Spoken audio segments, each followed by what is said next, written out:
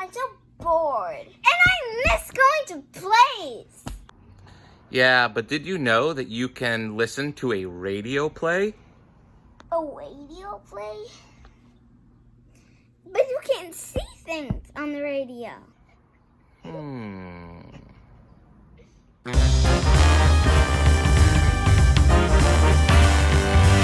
From the thrill-packed pages of Agatha Christie's unforgettable stories of corpses, clues, and crime, Lifeboy now brings you, complete with bowler hat and brave mustache, your favorite detective, Hercule Poirot, starring Harold Huber, in the case of the careless client.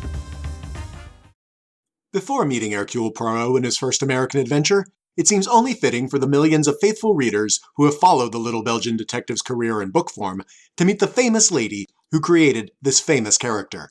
So it is our privilege to present a message from Agatha Christie introducing Hercule Poirot from London, England. The next voice you hear will be Miss Agatha Christie's. Go ahead, London. I feel that this is an occasion that would have appealed to Hercule Poirot. He would have done justice to the inauguration of this radio program, and he might even have made it seem something of an international event. However, as he's heavily engaged on an investigation about which you will hear in due course, I must, as one of his oldest friends, deputize for him. The great man has his little foibles, but really I have the greatest affection for him. And it is a source of continuing satisfaction to me that there has been such a generous response to his appearance in my books, and I hope that his new career on the radio will make many new friends for him among a wider public. Thank you, Miss Agatha Christie. And now, Lifeboy presents Hercule Poirot in his first American adventure, The Case of the Careless Client.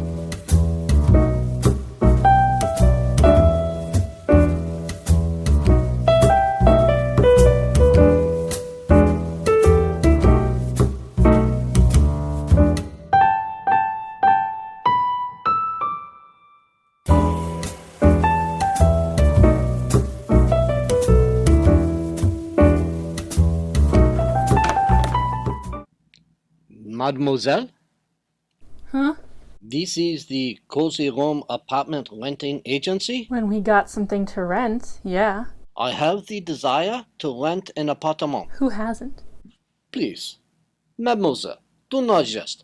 Allons, I have with me a brief dossier of my requirements. Please read it. Well, all right. Gentleman desires bright sun-shining apartment of a reasonable quietness near the heart of the city. Should be furnished with the utmost charm, French provincial if possible. Price is of no consequence, as long as it is very reasonable. Please communicate with me at the Hotel Windsor. Hercules, Poirot. Poirot? No, mademoiselle. The name is Poirot. Hercule Poirot. Well, I wish you luck, Mr. Poirot. Finding an apartment, mademoiselle, is not a matter of luck. It is a matter of employing the little gray cells. If you can find an apartment for me, please do me the kindness to inform me. Sure, if you'll do something for me. And what is that? If you can find an apartment for me, please do me the kindness to inform me.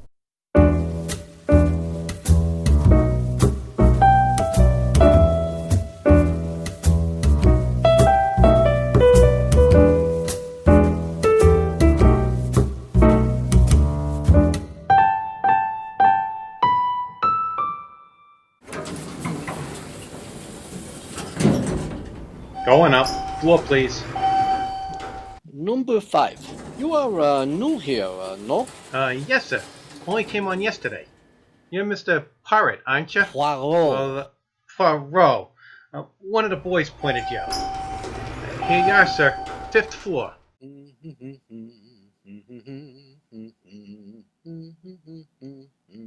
Oh, 1,000 apologies, madame. Not at all. It was entirely my fault. Madame appears troubled. Perhaps I may be of some slight assistance? No, well, if you're sure you don't mind. But of course not. See, it's my door. It won't open. Ah, And where is this obstinate door, eh? It's right down the corridor, room 515. If I may have the key? But that's just it. The door isn't locked. I left it open only 10 minutes ago. Indeed. Madame is very trusting, eh? Here it is. You see, it's stuck. It won't budge. It is not precisely stuck, madame. It gives a trifle. The door is barricaded. Oh my goodness.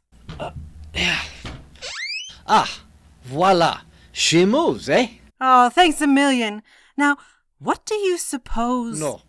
Wait, madame. Perhaps it is better if I look first. Ah, alas. It is as I have feared. What is it? You do not know? Look. Oh, it's a man. Is he? Oui, madame. He has been strangled. This is murder. Oh, zoots alors. I must compliment you, madame. Your color, it is excellent. And you did not even commence to faint for one who... I don't fall apart in a crisis, if that's what you mean. And furthermore, I'm not madame. I'm mademoiselle. By choice. Miss Abigail Fletcher. And now, if you'll get that, corpse out of here, I'd like to sit down. That I regret I cannot do, mademoiselle. The body must not be touched before the police arrive. Police? Well, yes, of course, the police. I am calling them now. Hello? Hello?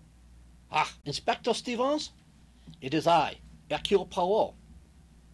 Alas, no, I have not yet found the apartment, but I have found something of perhaps more interest. A corpse, right here, in my hotel, room number, 515. number, 5... Mademoiselle, what are you doing with the body? Nothing. I was just trying to see his face. You will have that opportunity later. Pardon. Inspector, we are in room 515. Bien, we shall expect you immediately. Ah, bien. Mrs. Fletcher, now that you have observed the face of this unfortunate one, perhaps you will be good enough to tell me who he is? I certainly will not. Who do you think you are? Ah, mademoiselle, permit me to present myself. I am Hercule Poirot, former chief of the Belgian Sûreté. Yeah, that's what you say. Now look, Mr. Poirot, I've read plenty of detective stories and none of them had a detective that looked anything like you. I'll wait for the police and let them ask the questions. As you desire, mademoiselle. I merely wish to point out one thing. It is you the police will question first. Me? But of course, you are the most likely suspect, no? Well, all right. What do you want to know? First, what are you doing here in this hotel? Why, I've lived here for 10 solid years, ever since I left Bangor, Maine. And, what do you do? What is your occupation? Why, I don't have any occupation. I got a little income, and I like it here in New York. In the last few years, I've been doing war work, Red Cross, and things like that. You, seem a trifle vague, mademoiselle. Now, about this man.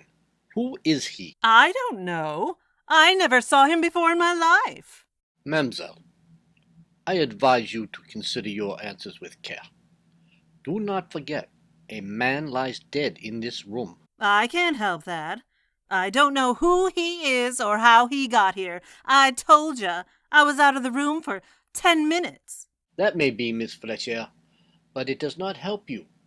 This man has been dead for at least 1 hour. How do you know? If you will touch the body, you will observe it is already beginning to cool. Therefore, mademoiselle, if you left this room only 10 minutes ago, your situation is indeed grave, for this man was already dead. Oh, but I couldn't have done it. So? And why not? Because his body was lying right across the doorway. You know perfectly well I couldn't get out through this doorway and still leave a body wedged against it. Belgian surety indeed. Very good, mademoiselle. But you could have murdered him in here, made your departure by way of the fire escape through the room overhead, and come down inside the building to this corridor, where you so innocently made my acquaintance. You see, there is evidence that the fire escape has but recently been used. Now, it is not so amusing, eh? Well, I don't care. I had nothing to do with this. I know you detectives. You're out to get a suspect, and just because a man was murdered in my room... Gently, mademoiselle. All is not lost. Fortunately, you deal with Hercule Poirot, who goes one step beyond the obvious. You see, this poor man was not murdered in your room.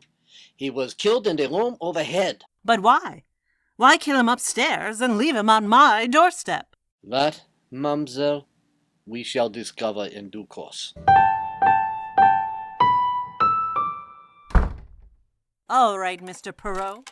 Now that you've got the corpse safely locked in my room and us outside, what am I supposed to do? Sleep on the fire escape? I do not think that will be necessary, mademoiselle. You are coming with me to the lobby where we shall wait for my friend, Inspector Stevens. He will see that you are comfortably sheltered for the night. Oh. Well, tell me, Mr. Poirot, how'd you figure out that the murder took place upstairs? It is not apparent, Miss Fletcher. Please to squeeze the bell for the elevator. I looked out your window and I observed the fire escapes. And what do I find? Everywhere, the dust reposes peacefully. Well, naturally.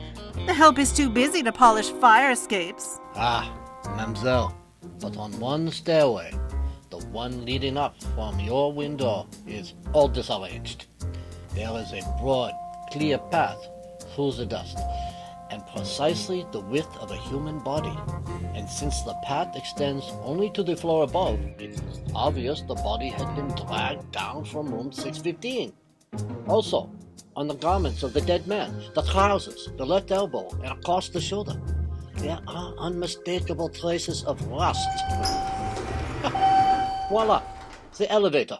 Going down. Monsieur, would you be so good as to explain why you were so long in arriving?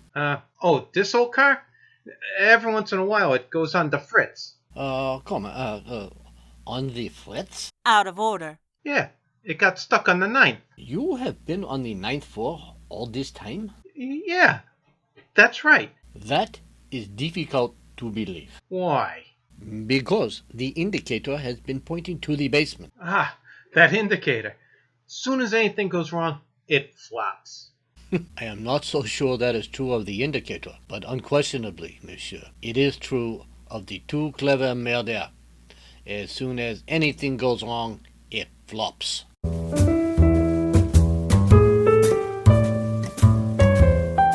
Ah, bien. Inspector Stevens, this is the situation. An unknown man strangled to death in one room and dragged down the fire escape to another. Poirot, if this body is the person I think it is, the commissioner will have my head. Eh? Mon ami, forgive me. You seem, agitated. And we were warned, too. I assigned my best man to guard him. Smartest cop on my force, Sam Tremble. Good Lord, Poirot, there'll be an international scandal. Gently, mon ami. You go too fast, even for Hercule Poirot. Who is this magnificent figure of international importance? Parrish, Jonathan Parrish. Parrish. Ah, oui, the name rings a bell. He is the big currency expert, eh? That's right. He's on his way to Europe to set up the new paper currency for the liberated countries. Checked in at the Windsor today, was supposed to pick up some papers, dyes, and inks, and then hop a bomber tonight. 5th floor, please. An enormous undertaking, and one of great importance. And I was responsible for his safety. He's supposed to be an eccentric sort of guy. No photographs, no publicity. Tremble was the only man on the force who knew him at all, and Tremble failed. You see what this means, Poirot? I see only this, my friend. We have arrived at the first step in the solution of this distressing murder. For now, we know the motive. This way, Inspector. This is the room. Mademoiselle Fletcher, your key? Here you are. I'll never live this down. You exaggerate, mon ami. Even the best men sometimes fail. Regard. Inspector, here is your corpse. Huh. They certainly did a job. Thunderation! You are shocked, monsieur? Poirot, do you realize what's happened? But of course, Inspector. It is not Jonathan Parrish who has been murdered, but your own faithful policeman, Sam Tremble. Poirot, that's not very funny. You knew it all the time. Pardon, mon ami, I knew nothing of the sort. But you distinctly told me. No, Inspector, you told me. To me, the dead man was an unknown corpse. It could be anyone. But when you speak of two men, one a wealthy financier of international importance, the other a police officer, by employing the little grey cells, it is not difficult to conclude that the corpse, with the large, high, comfortable shoes and the plain suit, is the policeman. Oh, of course. I'm sorry. Monsieur, there is no time now for profuse apologies. You're right. We've got to get to Parrish at once. The poor guy doesn't even know his bodyguard's gone. Hello? Hello, operator? What room is Jonathan Parrish in, eh? 615? Hold on. Poirot! That's the room directly over this one where Tremble was killed. Precisely. Operator, let me talk to Mr. Parrish. I think you will find the gentleman does not answer. Why not? Obviously, he would not witness a murder without reporting it. And on the other hand, he too may... Good Lord, Poirot, do you think he's dead too? We know he received a warning from Hilary Kent. I do not follow you, mon ami. Huh? Oh, I don't blame you. Hilary Kent is a criminal egomaniac. One who commits a crime chiefly for the pleasure of baffling the police, eh? Exactly. Well, this Hilary Kent, or someone who calls himself Hilary Kent, is one of those guys. He pulled off a few clever jobs and got away with them. We don't know anything about him, but whoever he is, he's got to get his thrill out of every job. So he makes it a rule to warn his victims. Me.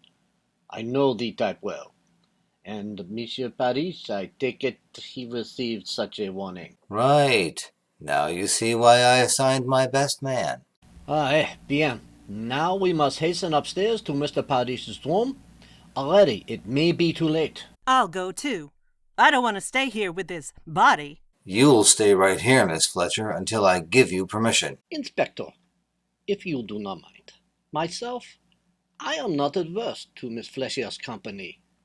I find her very intriguing.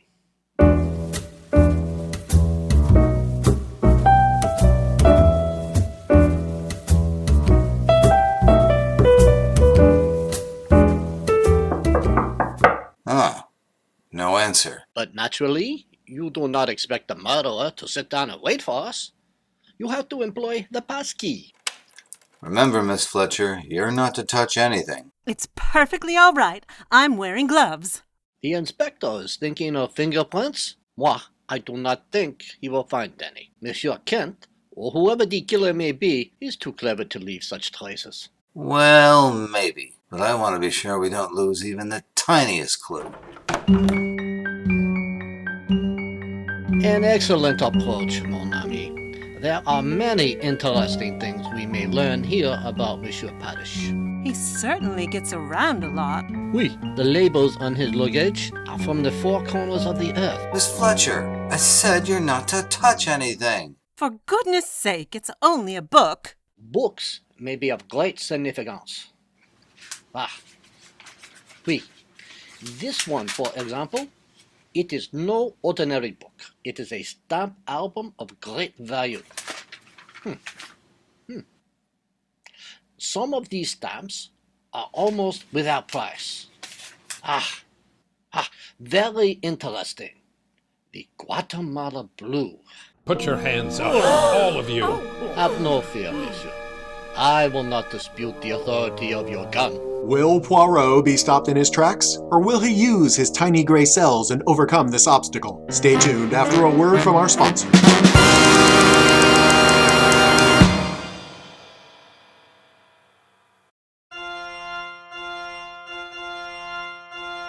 This tune always makes me think of a wedding. I wonder if I'll walk down the aisle to that tune. Perhaps, if you paid attention to a sound that goes like this. That sounds like the Lifebuoy foghorn. You're trying to tell me that Yes, everyone needs Lifebuoy in their daily bath. It stops BO. In warmer weather, especially, be sure to use Lifebuoy regularly. Lifebuoy gives you regular protection because Lifebuoy affords first head to toe and second lasting protection. That's double protection against the possibility of offending. Make sure you're extra clean, Lifebuoy clean, by using the rich, purifying lather in your bath every day. Say, I'm heading for a Lifebuoy bath right now. La la la la la la la la la la. Singing in the bathtub, singing for joy. Living the life of Lifebuoy. Can't help singing as I go, 'cause the milkman's on his way. The popular use Lifebuoy.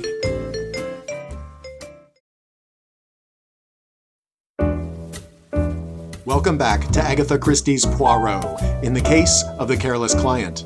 When we last left off, Poirot, Miss Fletcher, and Inspector Stevens were ambushed by a man with a gun. We now return to our story for its thrilling conclusion. Mister, you can't get away with this. Put your gun down and talk fast. Who the devil are you? But obviously, Inspector, this is the man we seek. Monsieur Jonathan Padish. That's just who I am. All right, speak up. Which one of you is Hillary Kent? Hillary Kent? Yes. Now, wait a minute, Mr. Parrish. You got this all wrong. I'm Inspector Stevens, Homicide Squad. And this is Hercule Poirot, the famous Belgian detective. So you say. You don't look like policemen to me, particularly that little squirt with a silly mustache. Eh? You stay right where you are until I check on you. Monsieur Padish, now that you are satisfied as to our identity... Well, I've heard of you, of course. You're supposed to be the greatest French detective in the world. Oh, always people say that about me, monsieur. But it is not entirely true. I am not French. I am Belgian. Well, I wish you'd all get out of here and leave me alone. I'm expecting my daughter, and I don't want her running into a room full of policemen. But, monsieur, you are in great danger. You must be protected every moment. You? Offering me police protection? Huh. Not worth a hoot. I beg your... That's what I said. Not worth a hoot. I have protection. Some detective they assigned to me. Where is he? He is dead. He was murdered in this very room while protecting you. Therefore, if you do not object too violently, I shall undertake to protect you until you step aboard your airplane. All right, stay. I don't know how long it will be. I'm just waiting for one little parcel to be delivered. Then I'm off. Monsieur is taking with him much equipment? Yes, quite a load. I've already sent most of it off to the airport. Ah, bon. That is good. Miss, don't eat that chocolate. It may be poisoned. Oh, nonsense. This candy isn't poisoned. I wouldn't be too sure. That box of candy supposedly came from my daughter Laura. It was delivered a little while ago. But you suspect she did not send it? Well, she's supposed to come here in person. Should be here now, in fact. So, why should she send it? You are very shrewd, mon ami. Hi. Oh, excuse me. Wait a minute, Johnny. Come back here. What do you want? Nothing. I just wanted to see if Mr. Parrish got his extra laundry box okay. Yes, I received it. Okay. Excuse me. I picked up a few more things to take along. Special dyes and inks. They'll just about fill up that laundry box. Excuse me. I've got to go into the bedroom and finish packing. Crusty old bird, isn't he? How would you be if you knew someone was out to kill you? No wonder he's jittery. Ah, he is irritable and nervous. That perhaps explains it. Explains what? Why, he wears upon his feet that unique pair of socks, one of which is green and the other brown. All right, if the man wants to be eccentric, let him be. I've still got a murderer to catch. You want to come along? No, Inspector. I have attached myself to Monsieur Padish, and I propose to see that... Come in. Inspector, one of the men found this on the sidewalk outside the hotel. Thought you might want to take a look at it before turning it into the lost and found. Okay, Brady, thanks. A lady's purse. Usual assortment of stuff. Cosmetics, perfume, change, keys. You make anything of it, Poirot? Ah, sacre bleu. What is it? These initials, LP. Monsieur Padish, Yeah? what did you say was the name of your charming daughter? Laura. Good Lord! L.P.? Laura Parrish? Poirot, where are you going? I have a little idea. Ah, Mademoiselle Fletcher, please to accompany me. How about Mr. Parrish? You were so attached to him. I have become momentarily detached. I leave him in your care, Inspector. Protect him with the apple of your eye.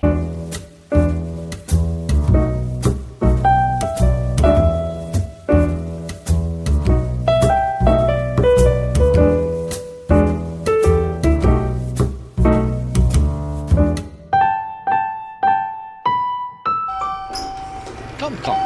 It will not be the first time you have left the elevator unattended, Monsieur Johnny. Come along. Mr. Poirot, you're wasting your time in this basement. Believe me. Nevertheless, it interests me. Please to light the way. There's nothing here. Just a lot of ash cans. One moment. What is behind this door? Well, that's the laundry bin. They keep the soiled linen in there. You won't find anything in there. We shall take one brief glance, eh? There. You see? Nothing but a pile of dirty sheets and pillowcases. Good gracious!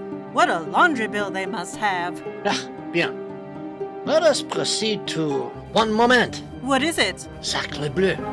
Protruding from under these sheets. Holy cow! A foot. A small foot. This is what I feared. Look! Ah, it moves. Then we are not too late. Quickly, monsieur, help me uncover hair. That's all I know, Mr. Poirot. I was walking along the street toward the hotel. Just as I passed the alley, I was pulled in. I tried to scream, but something was pressed against my mouth. Chloroform, Miss Padish. Had you had seen your assailant, you would have seen Hilary Kent. Hallo, Miss Padish, you are most fortunate. Another few minutes under those linens and who knows? Ah, voila. Here is the room of your father. Inspector Stevens, here is Miss Padish. Oh, well, that's a relief. Come in. I was afraid, Poirot, you'd turn up with a body. How did you manage to find her? That is not important now. We seem to have found her, but we have lost the father. Oh, yes. Miss Parrish, I'm sorry. Your father's terribly upset about you, but his material was delivered and he had to rush off to the airport. Oh, no. Don't tell me I missed him after all this. Ah, ma pauvre petite. We have neglected you, eh, Miss Fletcher? Your room is now free of corpses. Please take Mademoiselle Padish down and extend to her first aid. Thank you. Inspector, I hope you do not later have cause to regret you permitted Padish to go to the airport unprotected. He'll be all right. Besides, I've got a job to do here, although frankly, I'm in a complete fog. I can't make head or tail of the whole business. No, Stevens. The head and the tail we have. What? Yes. It is merely a fragment of the middle we still lack. Well, who is it?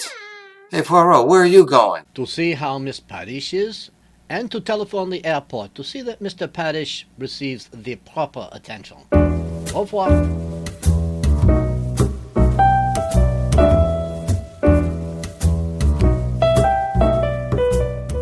Mr. Poirot, where are you taking me now? I'd like to have some... Mr. Poirot! Hello? Someone calls? It's Johnny, in that parked car. Mr. Poirot, I got a message for you from Inspector Stevens. He rushed off a minute ago. From Stevens? What is it? What is the message? says he just got word that Mr. Parrish has been seriously hurt in an automobile accident on North Salem Road. Oh, mon Dieu. This is too much. You gotta get there as fast as you can. Here's the address. 52 North Salem Road. Monsieur, your duties for the day are over? Yeah? And this is your vehicle? Yeah. Why? There is no time to seek a taxi, so I will impose upon your kindness. Miss Fletcher, quickly, please. Okay. North Salem Road, right? No. To the airport. But Mr. Parrish isn't at the airport. He's injured on North Salem Road. No, mademoiselle. That is what I was intended to be. Do you not think so, Johnny? He's not there, I assure you. How do you know? Well, North Salem Road is not on the way to the airport. It is in the opposite direction. This is merely a trick to keep us from the flying field. We must hurry there before it is too late.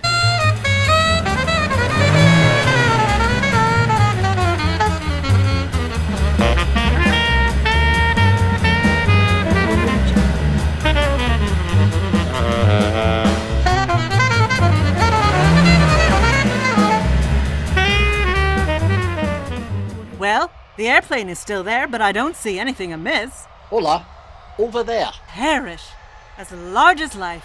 Yep, that's him all right. Come along, please. Both of you. Monsieur Parrish. Monsieur Poirot. My daughter, is she... She is at the hotel, monsieur, resting. She has had a small misadventure, but she is entirely safe. Thank heavens. You are relieved, eh? Am I? I don't think I'd have gotten on that plane if you hadn't found her. Fortunately, I didn't have to. They've been delayed a little. Poirot! Inspector Stevens, I knew you would not walk into the trap. Yeah, but as usual, you beat me to it.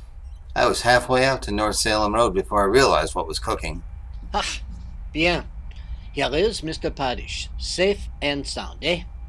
I suggest the bomber be inspected with great care. There may be sabotage. Good idea. Also, have all of the doors of this building guarded. Mr. Poirot, do I have to hang around here? But of course, Johnny. We may require you for a return trip. Oh, Monsieur Parrish, here is your pilot to report. We're ready now, Mr. Parrish. Thank you. Oh, Captain, here comes my luggage. Will you see that it gets aboard? Right, sir. And be especially careful of that wooden crate. Well, goodbye, Inspector. I must admit you've been extremely helpful, and I'm much obliged. Not at all. Goodbye and happy landings. Miss Fletcher? Goodbye, sir. Monsieur Poirot, it's been a privilege to know you.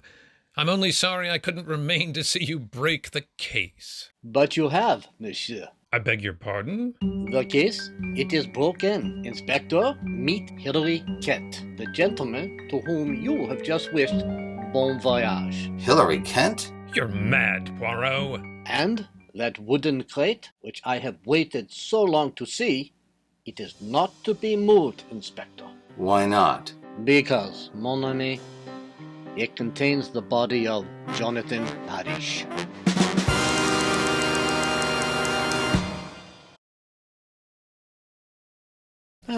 A charming restaurant this, n'est-ce pas? The plane circling about gives one the feeling of flying, eh? The feeling I've got? If that's what flying gives you, keep me from it. That is natural. I too do not like murder, Mrs. Fletcher. Inspector Stevens, is everything taken care of? Yes, they're taking Kent away now. Then perhaps you will join us in a little supper. No thanks, Poirot. I've got to get back. I just dropped over to ask a few questions. For example? Well, when did you first suspect that Kent was impersonating Parrish? Almost from the start. When we enter the room of Monsieur Parrish, what do we find, eh? An amazing paradox. On one hand, we have a man who is an ardent stamp collector, whose album is in perfect order. Each stamp, each shade of stamp, precisely in its proper place, eh? Except the most valuable one of all, a Guatemala blue, reposing among American 3-cent stamps. When I look at his socks, one is green and one is brown. I am certain the man in the room is colorblind. And therefore not Parrish the stamp collector. More important than that, he cannot be Parrish, the currency expert, who is to select the colors and shades for the new paper money. Therefore, if the man in the room is not Parrish, who is he? Obviously Hilary Kent. Then why didn't you arrest him right away? Because without a body, one cannot prove a murder, and I felt sure Monsieur Kent would lead me to the body. Then you weren't guarding him. You were watching him. Precisely. Well, you weren't so smart. When you let him out of your sight, he might have gotten away in the plane. Not at all. When I called the airport, it was to make sure that the plane would not leave until I gave the word. You know everything, don't you? Some things are obvious, mademoiselle. We can suppose Hilary Kent discovers the nature of the mission Monsieur Parrish is engaged in. What a magnificent opportunity to swindle, eh? Perhaps the greatest in history. To remove Jonathan Parrish, fly to Europe as Parrish, deliver the papers, the formulas, the dies to the proper authorities, and then, at moment juste, counterfeit the new currency and reap the huge fortune. Jumping codfish! The man must be mad! Perhaps, mademoiselle. But he is also a genius, eh? He learns that Parrish is at the Hotel Windsor in room 650. He knocks on the door. Parrish admits him and is at once strangled to death, eh? But the body, that must be disposed of, where no one will find it. There is but one thing to do. Take the body to Europe in the very packing case which stands in the room. Then you just guessed where the body was? No, Inspector. There was proof in the room. You remember the second laundry box which Hilary Kent asked for?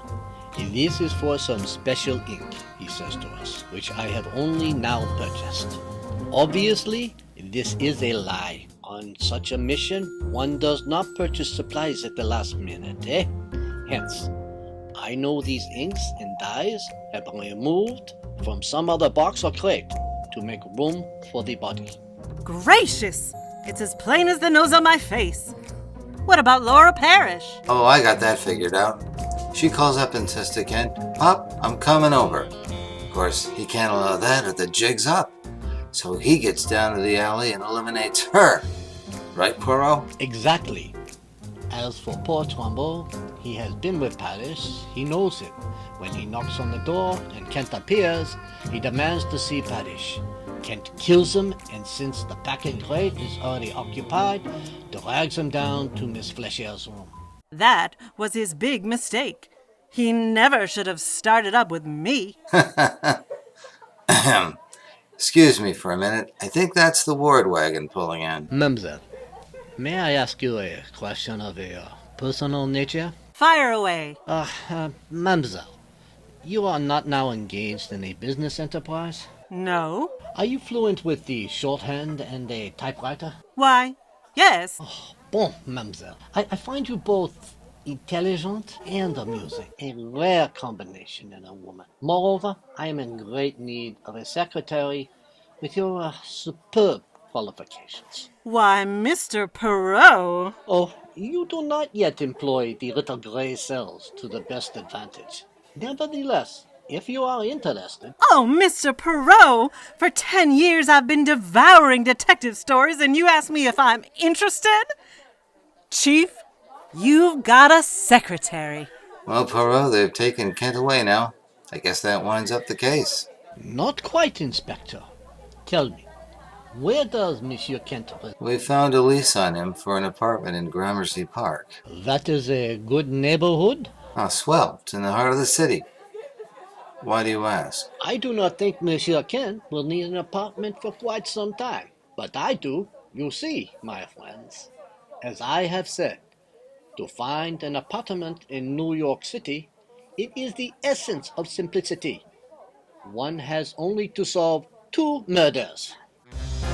Be sure to listen next week when Agatha Christie, America's favorite mystery writer, brings you her favorite detective, Hercule Poirot, starring Harold Hubert, in the case of Murder by the Sea.